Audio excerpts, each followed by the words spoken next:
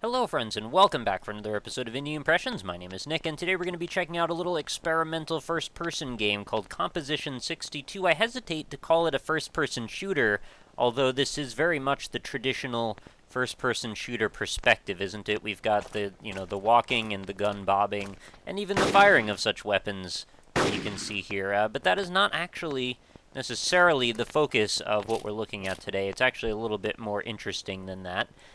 First of all, though, I want to call your attention to the environment.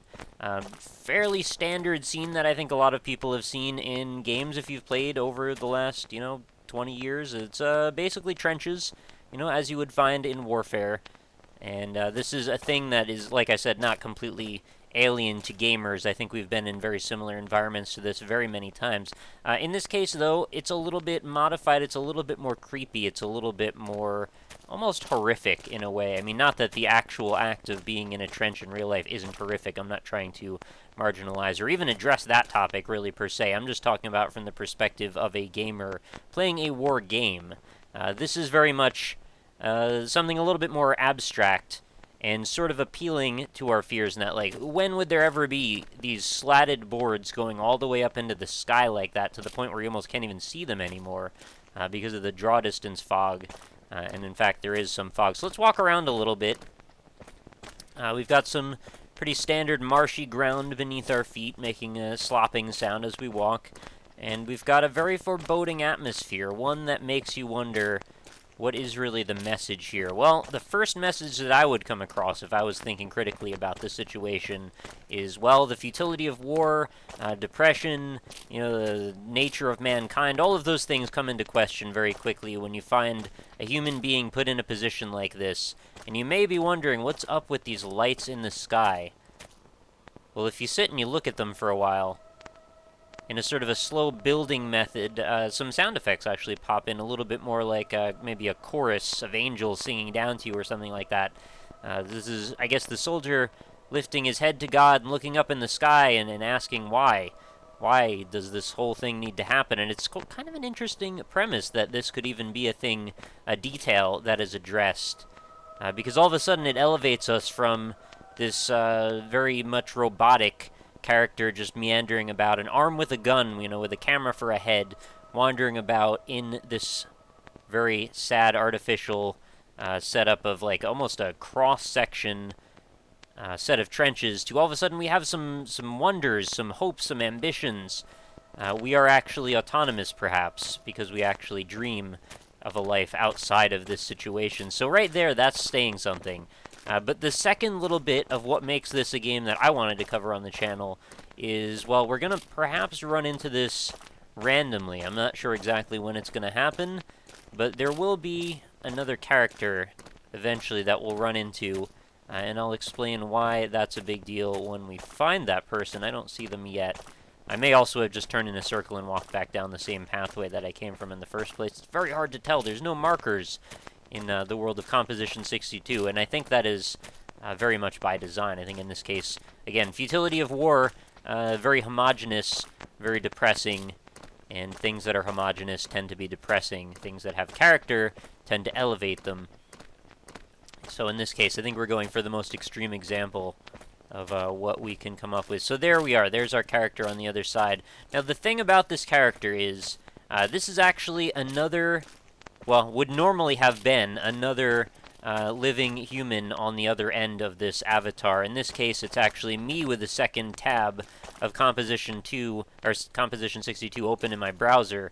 And basically the idea is people would randomly start playing this game, probably in rather small numbers, although I'm not sure if it partitions off servers or how it handles instancing the environment. But the idea is that eventually you'd run into one of these random soldiers in the heat of potential battle, not knowing what exactly is going on here.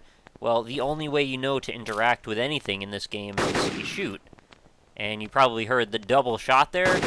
That's because you're actually hearing the echo from the other tab being open. So you can actually see on my other one, I'd be walking back and forth and perhaps firing the gun. I actually haven't been able to fire it while looking at the other tab. I guess I could have kept it open in a separate window or something, but I did not. This is essentially an experiment. This is a social experiment to see what happens when people meet up in a situation of perceived war? Do they fire on each other? Do they have a ceasefire? Do they find some sort of common ground and truce? I find that to be a very interesting social experiment, and I really like the concept that we're going for here. Even if maybe there aren't a lot of other options of how we can interact with this game. So I think by design, people have been very much trained to see this as an example of when we should be firing on each other. This is just the natural behavior, and it sort of gives you a little bit of latitude to wonder, well, maybe is there another way? Does it necessarily always have to go down like that? And you might think about, like, in war, that obviously had to have happened before. There are people that, like, they don't want to be fighting. They find themselves at an impasse. They have to either take a life or have theirs taken. And in the heat of the moment, maybe they make a decision they didn't want to make. And I think that's sort of what happens here, because you don't necessarily know if there will be anyone else. You don't even know the nature of this environment. It could be endless until you wander around long enough to tell that indeed it is actually the same. Well, I'm pretty sure it's the same alleyway reproduced 4 times with a section in the center to connect them all. It may be slightly modified in each direction, but it's very, very creepy, and it's an interesting place to be, and it's an interesting experiment to try.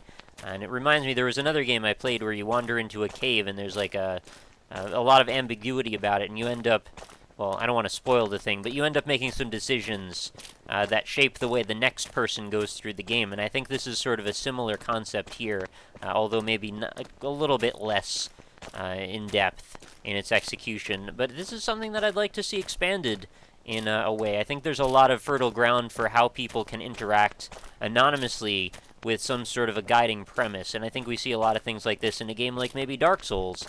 And apparently I'm going to bring Dark Souls into all the Indie Impressions videos. I wonder why I'm doing that this weekend of all weekends. But yeah, essentially, there's a lot of fertile ground for people to come up with ways to interact with each other when they don't necessarily have the tools to do so the way they'd like.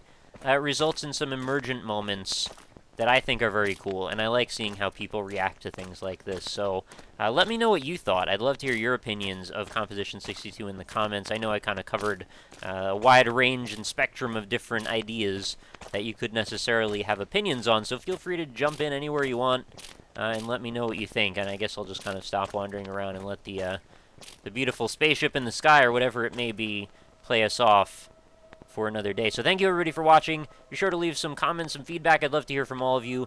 Leave a like, of course, if you enjoyed the video and want to see more. Of course, there's other stuff other than the game itself. Feel free to just jump in and play it, of course, right in the description. This is right in browser. You don't have to pay anything. You can just go try it. And I imagine when this goes live, this video goes live, I mean, there will be perhaps a couple of people that may have even jumped in, and oh my goodness, someone actually jumped in just now. It may even be the developer, who knows. So now I'm in a position where I may have to fend for my life or be killed, and I hope this person does not want to shoot me, because I don't want to shoot you, but I have no way of showing you. Anyway, thank you everybody for watching. Come back again tomorrow. New episodes of Indie Impressions go up every single day, and I will see you next time.